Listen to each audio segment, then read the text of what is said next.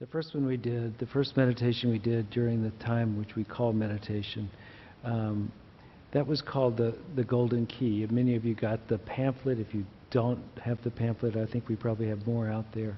The Golden Key was Emmett Fox put it forth. He was a profound healer of the last century, and people would send him prayer requests, and he would just get the request in, go to his chair. He had a particular chair he liked to sit in. He'd have the request, and then he would turn his attention away from the request toward the divine, and he held it there. And he called that golden keying the situation. And it was his suggestion that you could golden key anything, and pretty much any time you wanted to. You could be driving down the road and you could hear something on the radio, and you could turn your attention from that and turn your attention toward the divine and say, I'm going to golden key this. And you would that's the way you would pray for it. It's like, give it no energy. Give the divine your attention. So we're going to do meditation, and we're going to do meditation based on the 5-step prayer practice that Unity has put forth over the last 100 years. And this 5-step prayer practice is really a way of doing meditation. It's not so much about prayer, although it has a bit to it, and I'll explain that in a minute. But it's basically a way of going deeper. Now, Unity uses something of the same idea, except basically it starts with an idea of something that you would like to deepen into. And it has 5 steps to it, though these steps are not distinct, as in crisped, edged, boundaried things, but these steps are kind of like guideposts to lead you deeper and deeper. And the first step is relaxation. Now, relaxation is just what it sounds like. You relax your body and your mind to the best of your ability. So you begin by relaxing. Now, this is not a trivial step. In my opinion, it seems to be one of the secrets that allows people to go into meditation. If you skip this step, there's a tendency that you're going to be trying too hard, you're going to be working at it, and you will not be able to cruise down the rest of this into deeper states, because now you're in. And the next thing is we take a particular thought, a particular aspect of our own life or being that we would like to deepen into. And so that could be something like peace. Let's say it's peace that you want, and you begin to bring your mind on peace, and that is the concentration aspect of it. You concentrate on peace. And then it begins to slow down as you continue to deepen into this. You begin to ruminate. Now when it's slowed down, let's say to the alpha state of mind, when your mind is at, now you're beginning the meditation aspect of it. The mind is beginning to maybe not having a word all the time, or if it is, it's certainly not got a lot of agitation to it. It's getting kind of peaceful and quiet. And you let it happen.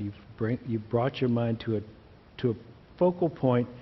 Let's say it's peace. You're focusing now on peace, but the peace is actually beginning to be you at that point.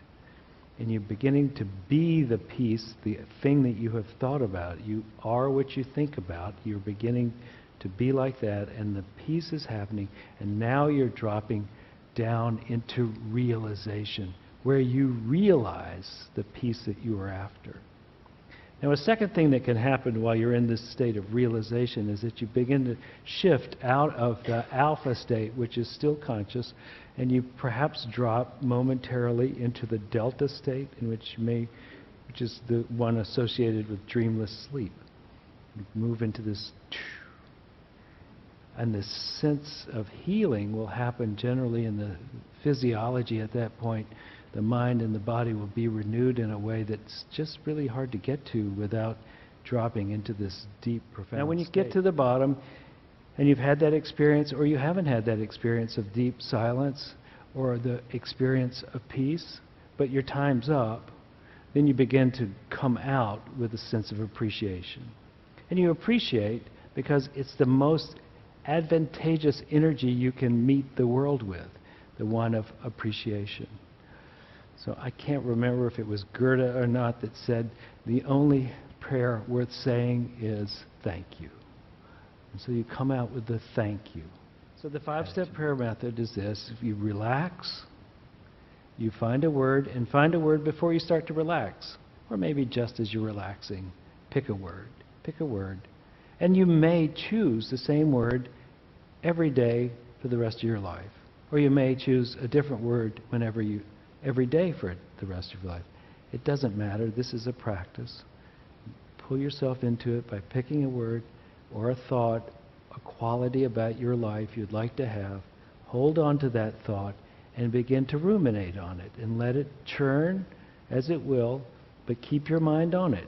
And if you know your mind, if your mind is like mine, it goes, I could be going over it, and you just keep bringing it back, keeping it in the same place, molding that clay, smoothing the edges, staying with it. It drops into meditation. And a thought comes up, you think about it, but you're kind of resting in it. It hangs out for a while. And perhaps you drop through the trap door, or maybe you don't. But you're thinking about the same thing, or holding that same thought. Maybe you're at the point where you're using that thought as a mantra now. So now maybe you go, peace. Next breath, peace. Perhaps that's how you do it. Find your method, and you go deeper, quieter, you drop into it.